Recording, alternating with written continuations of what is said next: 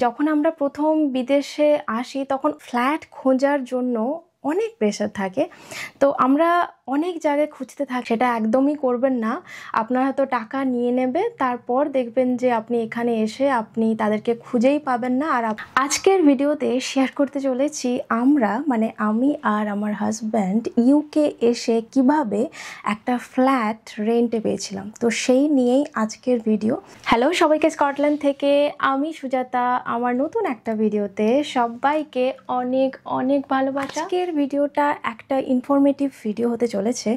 আশা করি যারা ইউকে আসছেন তাদের জন্য খুবই হেল্পফুল হতে চলেছে, অথবা ফিউচারে যারা প্ল্যান করছেন যে ইউকে আসবেন তাদের জন্য অবশ্যই একটা হেল্পফুল ভিডিও। প্রায় 4 বছর আগে যখন আমরা বুঝতে পারলাম, সব কিছু ডিসাইড হলো, যখন আমরা বুঝতে পারলাম যে আমরা ইউকে আসছি কিছুদিনের মধ্যেই, তখন সব থেকে যেটা জানার দরকার ছিল সেটা হলো আমরা বিদেশে গিয়ে কোথায় থাকবো, কেমনভাবে একটা ফ্ল্যাট রেন্টে পাবো, কেমন দাম, কেমন রুলস রয়েছে ফ্ল্যাট রেন্ট বিষয়ে।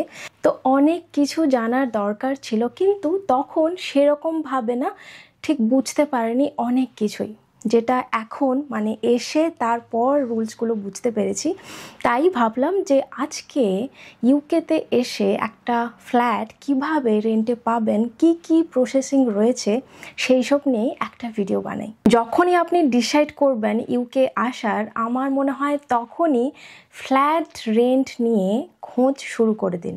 কারণ এখানে একটা ফ্ল্যাট রেন্টে পেতে, বা আপনি যদি ফ্ল্যাট বা বাড়ি, তো আপনি যদি রেন্ট পেতে চান আসার আগে, তাহলে অনেক কিছু প্রসেসিং রয়েছে, সেগুলো আপনাকে ফলো করতেই হবে। কারণ ইউকেতে একটা ফ্ল্যাট রেন্ট পাওয়া খুব একটা ইজি ব্যাপার নয়, আবার খুব টাফও যে সেটাও নয়। নেক্সট, আপনি কোথায় ফ্ল্যাট খুঁজবেন? এখানে না অনলাইনে সব কিছু হয়। আপনাকে অনলাইনেই প্রথমে গুগলে গিয়ে বিভিন্ন প্রপার্টিজ ওয়েবসাইটে গিয়ে আপনাকে খুঁজতে হবে, আর না হলে বিভিন্ন লেটিং এজেন্সি রয়েছে, তো সেগুলো থ্রু আপনি একটা ফ্ল্যাট পেতে পারেন। যেমন প্রপার্টিজ ওয়েবসাইটগুলোর নাম আমি বলি, যেমন জোপলা, গামট্রি, রাইটমুভ, স্পেয়ার রুম, এগুলো রয়েছে। আর কিছু লেটিং এজেন্সি রয়েছে, সেগুলোতে গিয়েও কিন্তু আপনি ডাইরেক্টলি ফ্ল্যাট খুঁজতে পারেন। যেমন south side properties, Marchmont, on the market, এগুলোতেও কিন্তু আপনি একটা ফ্ল্যাট খুঁজে পেতে পারেন, যেগুলো থেকে ফ্রড হওয়ার সম্ভাবনা খুবই কম থাকে। আর যেখান থেকে আমরাও একটা ফ্ল্যাট নিয়েছি, সেখানে প্রায় 2 বছর ধরে আছি। এবার আমি আপনাদের স্টেপ বাই স্টেপ একটা ফ্ল্যাট কিভাবে খুঁজবেন, আমি আপনাদের ফোনে দেখাবো যে কিভাবে একটা লেটিং এজেন্সির থ্রু আপনি একটা ফ্ল্যাট পেতে পারেন, অর্থাৎ একটা ফ্ল্যাট খুঁজতে পারেন। আপনি আগে খুঁজবেন, তারপর অবশ্যই অ্যাপ্লাই করবেন, তারপর পছন্দ হবে, তারপর আমি বলছি যে কি কি প্রসেসিং রয়েছে, কারণ অনেক কিছুই প্রসেসিং রয়েছে। তো সেগুলো আমি স্টেপ বাই স্টেপ দেখাচ্ছি কি কি আপনাদের করতে হবে। তো প্রথমেই আমরা আমরা গুগলে যাব। তারপর সেখানে আমরা যে ওয়েবসাইটে প্রপার্টিজ খুঁজবো সেই ওয়েবসাইটের নাম লিখবো। ধরুন আমি খুঁজবো রাইটমুভে, তো আমি এখানে লিখে খুঁজছি। দেখুন চলে এসছে যে রাইটমুভ অপশানস চলে এসছে। এখানে দেখতে পাবেন যে UK property two rent, UK property for sale, এই অপশানগুলো পাবেন। তো যেহেতু আমরা খুঁজবো প্রপার্টি রেন্টের জন্য, আমি এখানে ইউকে প্রপার্টি টু রেন্টে ক্লিক করব। তারপর দেখুন চলে এসছে ইউকে প্রপার্টি টু রেন্ট। আপনি এখানে দেবেন যে আপনি ইউকের কোন সিটিতে আসছেন। ধরুন আমি যেখানে রয়েছি সেই শহরটির নাম লিখলাম। আপনি যেখানে আসছেন সেই সিটির এখানে নাম লিখবেন। আর তারপর অপশান আসছে যে রেডিয়াস, আপনি কত এরিয়ার মধ্যে খুঁজতে চান আপনার ফ্ল্যাট, ধরুন উইদিন 3 মাইলস। তারপর অপশানস পাবেন যে প্রপার্টি টাইপ, আপনি কোন ধরনের প্রপার্টি খুঁজছেন, হাউস খুঁজছেন না ফ্ল্যাট অ্যাপার্টমেন্ট খুঁজছেন না বাংলোস খুঁজছেন। তো আমি ধরলাম যে আমি ফ্ল্যাট খুঁজছি। তারপর অপশানস আসবে যে বেডরুম, আপনি 1 BHK চান না 2 BHK না 3 BHK, এরকম। ধরুন আমি 2 BHK খুঁজছি, তো এখানে মিনিমাম 1 দিলাম, ম্যাক্সিমাম 2 দিলাম।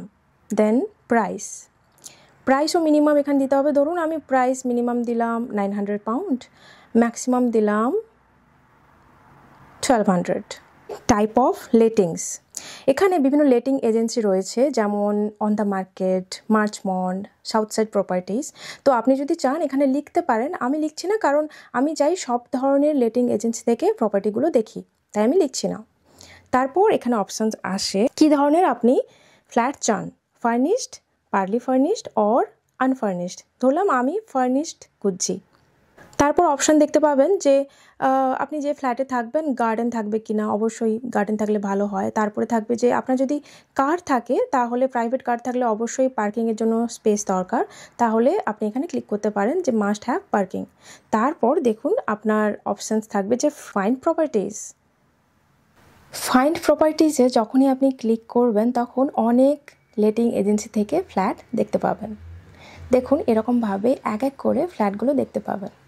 ধরুন আমি এখানে একটা ফ্ল্যাট দেখব, ধরুন আমি এই ফ্ল্যাটটা দেখব যেটা 2 BHK 1200 পাউন্ড।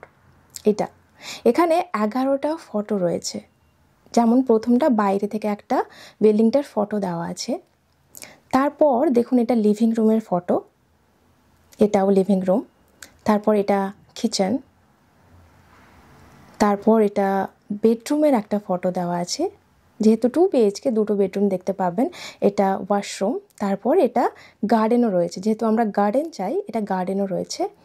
আর সেম এটা বাইরে থেকে বিল্ডিংটা। দেখুন এটা একটা ফ্ল্যাট, এটা 1 BHK একটা ফ্ল্যাট। ধরুন এটা লিভিং রুম, এটা বেডরুম, এটা ওয়াশরুম, আর এখানেও একটা গার্ডেন রয়েছে। তো এটা একটা স্ট্রাকচার, কোথায় কোন রুমটা রয়েছে, আর এটা বাইরে থেকে বিল্ডিংটা। তো এখানে দেখুন সব কিছু ডিটেলস রয়েছে।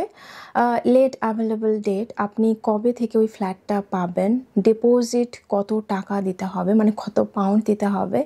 তারপর এটা লং টার্মের জন্য না শর্ট টার্মের জন্য, এটা মেইনলি লং টার্মের জন্য। তারপর এই যে প্রপার্টি, এটা ফার্নিশড একটা প্রপার্টি। তারপর কাউন্সিল ট্যাক্স, এটা বলি যে কাউন্সিল ট্যাক্স আর ইলেকট্রিসিটি এগুলো বিভিন্ন ব্যান্ড রয়েছে, যত কম হবে আপনার ব্যান্ড, ধরুন এ হলে সব থেকে কম টাকা হবে, আর যদি নিচের দিকে যাই মানে CDE এগুলো হলে একটু বেশি টাকা হয়।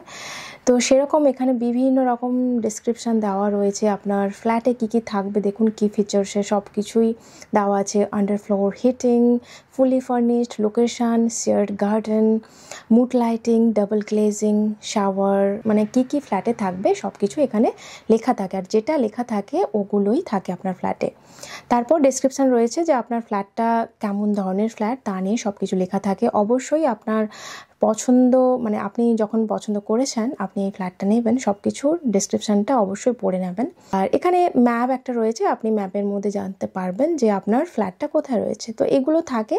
তো এইভাবেই আপনি ওয়েবসাইটে গিয়ে এক এক করে ফ্ল্যাটগুলো দেখতে পারেন। সো ধরুন আমি রাইটমুভে একটা ফ্ল্যাট পছন্দ করলাম, তো এরপর আমার কি কি করা উচিত, আমি বলছি যে কি কি করা উচিত। তার মানে যে এরকম নয় যে একটা ফ্ল্যাট আমি এই লেটিং এজেন্সিতে দেখলাম, তারপর আমি এজেন্সিতে কন্ট্যাক্ট করলাম, তারপর আমি পেয়ে যাব, সেটা নয়। এরপর অনেক স্টেপ বাই স্টেপ কাজগুলো রয়েছে, তো সেটাই আমি আপনাদের সাথে ক্লিয়ারলি বলছি যে কি কি করতে হবে। আপনার ধরুন পছন্দ হয়েছে একটা ফ্ল্যাট, তারপর আপনি কি করবেন, ওদেরকে মেল করতে হবে, না হলে ওখানেই ফোন নাম্বার দেওয়া থাকে, আপনি ডাইরেক্টলি ওদেরকে ফোন করে কিন্তু ক্লিয়ারলি জানতে পারেন যে এই ফ্ল্যাটটা আমি দেখেছি, তো এই ফ্ল্যাটটা কি এখনও রেন্টে পাওয়া যাবে না ওটা এখন আর নেই। তো এরকম থাকে অনেক সময়, ফটো দেওয়া থাকে বাট অলরেডি হয়তো ওটা বুকড হয়ে গেছে, কোনোভাবেই হয়তো ওয়েবসাইট থেকে ওটা এখনও সরায়নি। তো এরকমও আমরা ফেস করেছি, তাই বললাম। তো যদি ধরুন যে আপনার একটা ফ্ল্যাট পছন্দ হয়েছে, তাহলে আপনি করবেন কি, ডাইরেক্টলি ওদেরকে মেলও করবেন এবং ফোন করবেন, সঙ্গে সঙ্গে ফোন করে জানবেন যে ওই ফ্ল্যাটটা এখনও বুক হয়েছে কি হয়নি, তাহলে আপনি ওটাতে বুক করবেন। মানে জাস্ট বুক করা মানে এটাই যে আপনাকে ফর্ম, একটা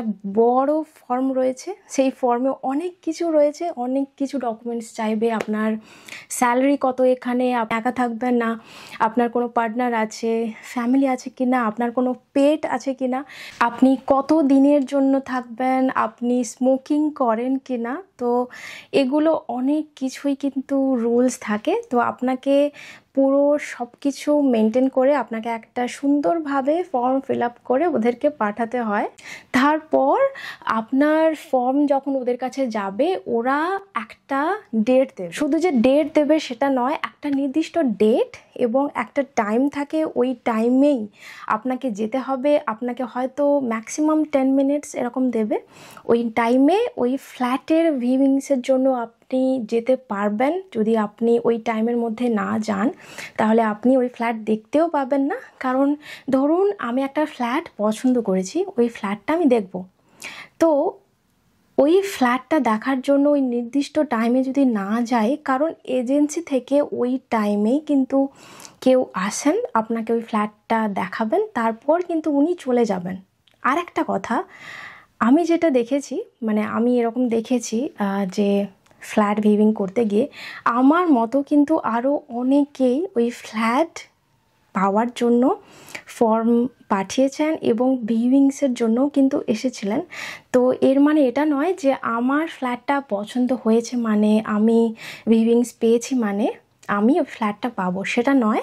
তো আমার মতো হয়তো আরও 10-12 জন ওই ফ্ল্যাটটার পছন্দ করেছেন, ওরা ফর্ম ফিল আপ করেছেন, ওরা ভিউইংসেও গেছেন, কিন্তু সিলেক্ট করবে যার ফ্ল্যাট, মানে ল্যান্ডলর্ড। উনি যাকে মনে করবেন, হয়তো মানে ওনাদের মধ্যে যতজন ফ্ল্যাট চুজ করেছেন ওই ফ্ল্যাটটা নেওয়ার জন্য, ওনাদের মধ্যে যারা হয়তো বেস্ট, তাকেই হয়তো ওই ফ্ল্যাটটা দেন। মানে এখানে একটা ফ্ল্যাট পাওয়া সত্যি একটা লটারি জেতার মতো। মানে এরকম নয় যে আমি এই ফ্ল্যাটটা পছন্দ করেছি, আমি রেন্ট দিয়ে দেব, তার মানে এটা নয় যে আমার ফ্ল্যাটটা আমি পাবো ওই ফ্ল্যাটটা, সেটা নয়। তো অনেক কিছু প্রসেসিং থাকে, এক এক করে করতে হবে। তো আপনাকে একটা ফ্ল্যাট দেখার জন্য আপনি একটা ফ্ল্যাট দেখেই যে আপনি ওই ফ্ল্যাটটা পেয়ে যাবেন সেটা নয়। হতেও পারে আপনি যদি লাকি হন, অবশ্যই আপনি যদি লাকি হন আপনি ওই ফ্ল্যাটটা পাবেন, আর না হলে আপনাকে অনেক ফ্ল্যাট যে দেখতে হবে, অনেক ফ্ল্যাট ভিউইংসের জন্য যেতে হবে, তারপর আপনি ফ্ল্যাট পাবেন। যে খুব চাপের একটা বিষয় সেটা নয়, কিন্তু এখানে মানে ইউকেতে ফ্ল্যাট পাওয়া খুব ইজি নয়, আমরা যেটা ফেস করেছি। তবে আপনি যদি রেগুলারলি একটু দেখেন, মানে 1 উইক বা 2 উইকস যদি আপনি কন্টিনিউয়াসলি ফ্ল্যাট দেখতে থাকেন, ভিউইংসে যান, অবশ্যই একটা সুন্দর ফ্ল্যাট পেয়ে যাবেন। নেক্সট, একটা ফ্ল্যাট রিলেটেড মানে ফ্ল্যাট রেন্টে নেওয়া নিয়ে একটা ভুল ধারণা থাকে আমাদের। যে ধরুন আমরাও যেটা ভেবেছিলাম যে যদি আমরা ধরুন যখন আসবো, আমরা তো দেশে থাকবো, তখন আসার আগে যদি আমরা ভাবি যে কেউ মানে যারা ইউকেতে আছে, ধরুন আমাদের কেউ চেনা বন্ধু, তো ধরুন আমরা ভাববো যে ওকে বলবো, ও খুঁজে দেবে। সেটা হয় না, কারণ আমি বললাম না যে এত কিছু প্রসেসিং থাকে, সবাই এখানে প্রচুর ব্যস্ত, আর সত্যি খুবই চাপের একটা ফ্ল্যাট রেন্টে পাওয়া। তো অবশ্যই আপনাকে আমি বলবো যে আপনি যখন ডিসাইড করবেন আপনি আসছেন, যদি আপনি দেশে থেকে খুঁজেন অবশ্যই আপনি সব কিছু প্রসেসিং কমপ্লিট করুন, কিন্তু আপনি যদি ভিউইং পান তাহলে আপনি বলতে পারেন যে আপনার যে চেনা এখানে আছেন ইউকেতে, আপনি তাকে বলতে পারেন যে একবার গিয়ে ফ্ল্যাটটা দেখে আসতে। যদি আপনি অ্যাট লাস্ট ওই ফ্ল্যাটটা পেয়ে যান, তাহলে আপনি যেহেতু আপনার বন্ধুকে বলেছিলেন, আপনার বন্ধু দেখেছে ফ্ল্যাটটা ঠিকঠাক, কারণ অনেক সময় না অনেক কিছু ফ্রডও হয়, বা কিন্তু এই লেটিং এজেন্সিগুলোতে ফ্রড হয় না। তবুও আপনি যদি দেশ থেকে সব কিছু ডিসাইড করেন, তাহলে আমি বলবো যে চেনা কেউ যদি থাকে তাহলে ওই চেনা কোনো বন্ধুকে বলবেন যে ফ্ল্যাটটা দেখে আসতে, তারপর আপনি অ্যাডভান্স দিন। ধরুন আপনার একটা ফ্ল্যাট পছন্দ হয়েছে, আপনি সিলেক্ট হয়েছেন, আপনি ফ্ল্যাটটা পেয়ে গেছেন, তাহলে আপনাকে 2 মাসের কিন্তু টাকা দিতে হবে। যেমন আমরা যখন নিয়েছিলাম আমাদেরকেও কিন্তু 1 মাসের অ্যাডভান্স দিতে হয়েছিল আর 1 মাসের টাকা। তো 2 মাসের কিন্তু টাকা মানে অনেকটাই। তো অবশ্যই সব কিছু সঠিক হলেই ওই টাকাটা আপনাকে দিতে হবে। আর কোনোভাবেই যখন আপনি কোনো লেটিং এজেন্সিকে, এখানে আপনি ফ্ল্যাট ঠিক করেছেন, সেখানে যখন আপনি টাকা পে করবেন অবশ্যই ব্যাংকের থ্রু অনলাইন ট্রান্সফার করবেন, কোনোভাবেই ক্যাশ দেবেন না। কারণ আপনি যদি ব্যাংকের থ্রু টাকা ট্রান্সফার করেন তাহলে আপনার কাছে একটা প্রুফ থাকে যে আমি এই টাকাটা সেন্ড করেছি। আপনার সঙ্গে যদি কোনো কিছু প্রবলেম হয় আপনার কাছে প্রুফ থাকবে, তো তাহলে আপনার জন্য কোনো অসুবিধাই হবে না। তো যদি এরকম কোনো চেনা বন্ধু থাকে তাহলে খুবই হেল্পফুল হবে। আর ধরুন যেমন আমাদের সময় হয়েছিল, তো আমাদের সেরকম চেনা কেউ ছিল না। আমরা প্রথম এই দেশে এসে এয়ারবিএনবিতে ছিলাম। এয়ারবিএনবি মানে আপনি যেখানে থাকবেন পার ডে হিসাবে টাকা দিতে হবে। একটু কস্টলি হয়, বাট যাদের কেউ চেনা থাকে না ওটাই হয়, কারণ আপনি দেশে থেকে ফ্ল্যাট রেন্টে পাওয়া সত্যি খুব চাপের। আমরা অনেক চেষ্টা করেছিলাম বাট আমরা পাইনি।